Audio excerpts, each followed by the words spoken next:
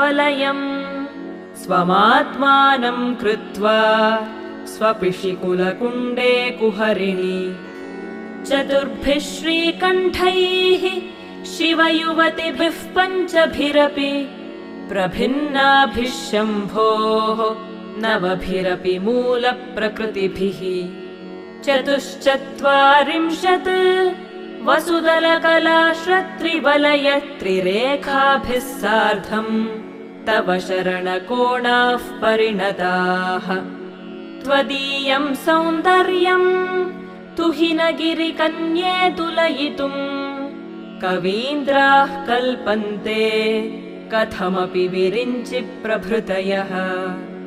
यदा लोकौत्सुक्यात्